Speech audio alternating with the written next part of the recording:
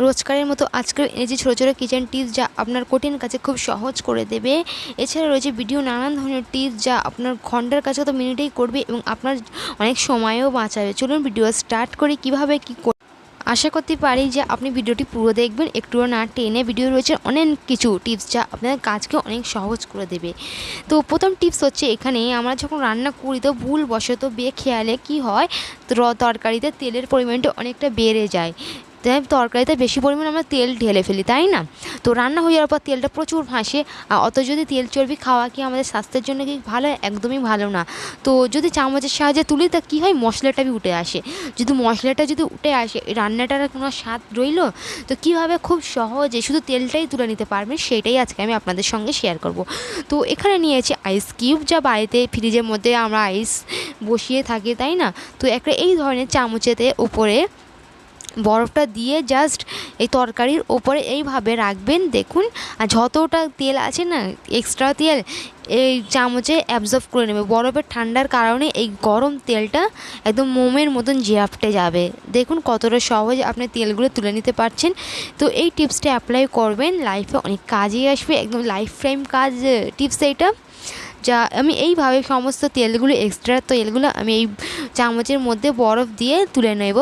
তো এতে করে আমার রান্নার স্বাদটাও ঠিক থাকবে এবং আমাদের হেলথটাও ভালো থাকবে। তো কোনো না কোনো দিন তো আমাদের তেল বেশি হয়ে যায়, যতই না আমরা ভালো রাঁধুনি হই না কেন, তাই না?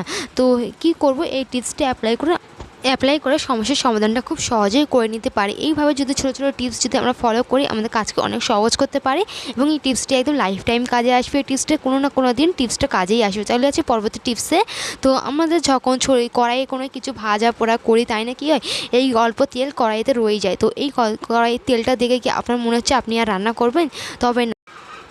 কীভাবে আপনি রান্না করবেন যে আপনার স্বাস্থ্যের কোনো ক্ষতিকর হবে না? একদমই না। আপনি কি ফেলতে চাইবেন? তাও না।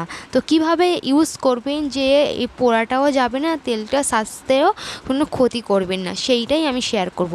তো এখানে একটি বাটি নিয়েছি, একটা ছাঁকনি নিয়েছি, চায়ের ছাঁকনি।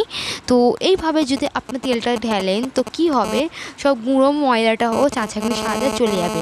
তো তার জন্য একটা টিস্যু নিতে হবে। তারপরে যদি আপনি এই তেলটা সেঁকে নেন তো দেখবেন যে যত ময়লাগুলো আছে এই টিস্যুর ওপরে এসে বা তেলটা খুব ফাইনভাবে অ্যাবজর্ব চা ছাঁকনির সাহায্যে শোষে একদম পরিষ্কার হয়ে যাবে। দেখুন, তো সরাসরি যদি চায়ের ছাঁকনির ওপর দিয়ে যদি করতেন তো কি হতো, তো তেলটা ময়লাটাও দেখুন গুঁড়ো গুঁড়ো যেই ময়লাগুলো থাকে চা ছাঁকনির ভেতর দিয়ে চলে যেত।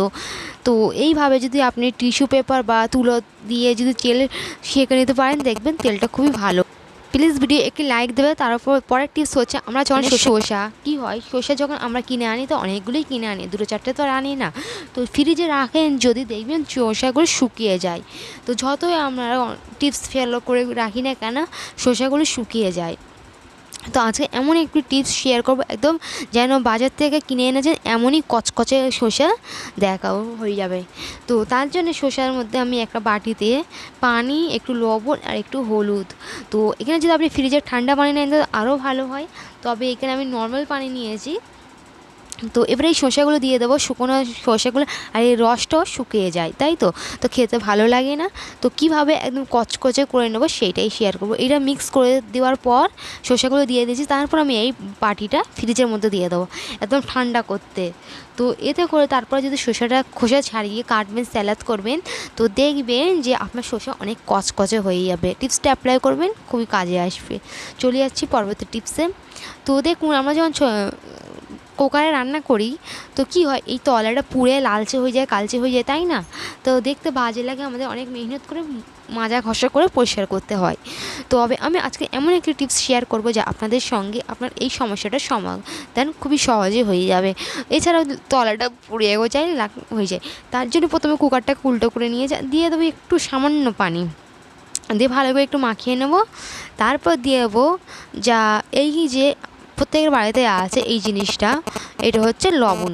তো লবণ দিয়ে যদি আপনি যদি একটু এইভাবে সামান্য লবণ দিয়ে জাস্ট এইভাবে যদি মাখিয়ে নেন তো কী হবে, একটা লবণে আস্তরণ পড়ে যাবে। তো এটার ফলে কি হবে, তো আপনার কুকারের পেছনটা আর জ্বলবে না, লালচে কালচে হবে না, পরিষ্কার সাদা ধবধবে থাকবে। তো সমস্যা নেই, যখন গ্যাসের চুলায় বসাবে তো এইরকম লালচে জ্বলবে, আগুনটা লাল হয়ে যাবে, কোনো সমস্যা না, যেহেতু এটা লবণটা জ্বলছে সেই কারণে। তারপর লবণটা রান্না হয়ে যাওয়ার পর দেখবেন তলাটা ঠিক এরকম সাদা সাদা হয়ে যাবে। তারপর এটা যদি সিম্পল যদি স্কচ ব্রাইটের সাথে মাজেন তো পরিষ্কার হয়ে যাবে, দেখবেন আপনার কুকারের তলাটা কোনোদিন নোংরা হবে না। যদি এই টিপসটি ফলো করে যদি প্রেশার কুকারে রান্না করেন, দেখবেন আপনার প্রেশার কুকারে সবসময় পরিষ্কার ঝকঝকে থাকবে। চলে যাচ্ছি পরবর্তী টিপসে। ঠিক প্রেশার কুকারের এই ঢাকনাগুলো আমরা ঠিকমতো পরিষ্কার নেই না, তাই না? তো এতে করে কি হয়, সিটি হয় না, সিটি না হলে তো রান্না গলে না, এতে করে আমাদের সময় অনেকটা যায়। তো এরপরে আমাদের বাইরে নিয়ে যেতে হয়, গাড়া ঠিক করাতে হয়, সিটি পাল্টাতে হয়। তো খুব সহজে আপনি এই টিপসটি ফলো করে আপনার সমস্যার সমাধান করতে পারবে, সিটিও হবে। এই যে আমি এখানে যেই আগরবাতিগুলো থাকে না, জ্বালানো হয়ে যাওয়ার পর যেই ছোটো ছোটো কাঠিগুলো পড়ে থাকে, ওই কাঠি আমি নিয়েছি, আর টুথপিক নিই না, চাইলে আপনার টুথপিকও নিতে পারে। তো এই সব জায়গাগুলো ভালো করে পরিষ্কার করতে হবে। তো এগুলো আমরা মাজনি দিয়ে মাজলেও কি হয়, যায় না, ময়লাগুলো পরিষ্কার হতে চায় না। তো তারপর আমি এইভাবে ভালো করে পরিষ্কার করে নেব। তো এর ভেতরে অনেক ময়লা থাকে, ওগুলো তেল চিটে সব এর ভেতরেই থাকে, ওগুলো একটা কাঠি দিয়ে পরিষ্কার করতে হবে। এইসব জমাট বাঁধার কারণে কি হয়, ফলে সিটি হয় না, পরে দুর্ঘটনাও ঘটতে পারে, তার জন্য ভালো করে পরিষ্কার। এছাড়া এইসব জায়গায় কোনো অনেক একদম লালচে হয়ে থাকে, ওগুলো খুব সহজে পরিষ্কার হয়ে যায়। এই সিটির ভেতরে যদি এইভাবে যদি একটু একটু করে যদি আপনি ঘষে নেন, তো এর ভেতরেও অনেক তেল চর্বি জমে, সিটির সাইডে চারিদিকে যদি এইভাবে যদি একটু এই টুথপিক দিয়ে যদি পরিষ্কার করে নেন, তো দেখবেন আপনার কুকারের ঢাকনাটাও পরিষ্কার থাকবে। চলে যাচ্ছে পরবর্তী টিপসে।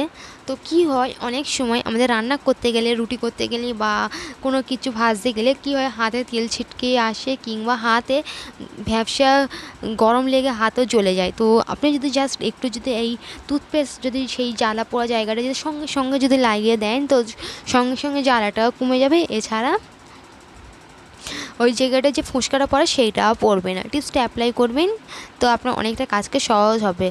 তো যেমন আমারই হয়েছিল, আজকে আমি শেয়ার করেও দিলাম। চলেছে আমাদের প্রত্যেকের বাড়িতে চালের বস্তা কিংবা আটার বস্তা এসেই থাকে, তাই না? এই ধরনের বস্তাগুলো এক জায়গায় পড়ে থাকে, এই ধরনের আসেই, তাই না? নাও আসলে তো আমরা যদি কোনো কিছু মুদি দোকানে সওদা করতে যাই, তারা দিয়ে দেয়। তো কী করবে, এই ধরনের বস্তাগুলো তো আমরা পড়ে থাকে, তাই না? তো কী করলে যে ব্যবহার করা যায়, এগুলোকে থলি হিসেবেও ব্যবহার করা যায়, তা না? তো এইটাকে আমি আজকে এমন একটি টিপস শেয়ার করব, যা আপনার অনেক সুবিধার করবে, আপনার কাজকে একটু হলে বাঁচাবে, অনেকটা সময় বাঁচাবে। আর এখানে আমার এই ডাংটা ছিঁড়ে গেছে, তুমি জাস্ট আমি এইটাকে ভালো করে একটু ভাঁজ করে নিলাম, সমান করে নেব।